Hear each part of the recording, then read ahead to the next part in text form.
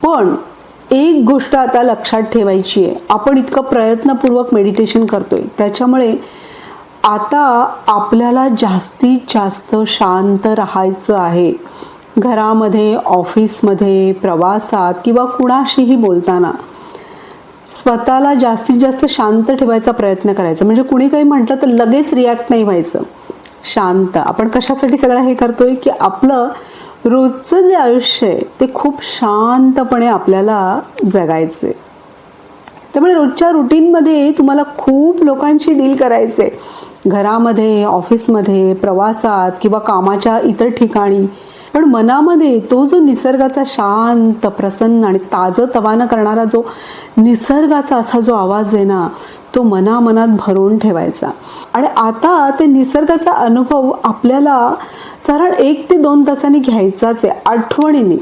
म्हणजे दर 2 तासांनी, अगदी डोळे वगैरे बंद करायला जमले नाही तरी चालेल, पण दर 2 तासांनी क्षणभर असं इमॅजिन करायचं की त्या निसर्गात आपण बसलोय आणि त्या निसर्गाचा अनुभव घेतोय. ही सवय करून घ्या. दर 2 तासांनी त्या निसर्गाचा अनुभव घ्यायचा 1 मिनिटभर आणि परत आपली रोजची कामं करायला सुरुवात करायची.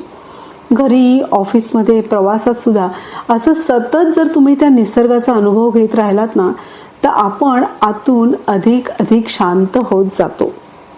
संध्याकाळी सुद्धा एक निश्चित वेळ ठरवा की ह्या 10 मिनिटामध्ये आपल्याला ते मेडिटेशन करायचे.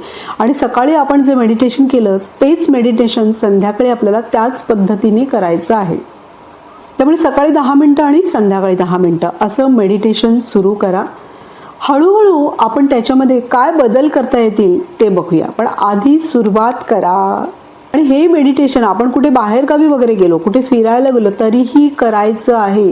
रोजचं मेडिटेशन झालंच पाहिजे, हा नियम पाळायचा आहे सगळ्यांनी.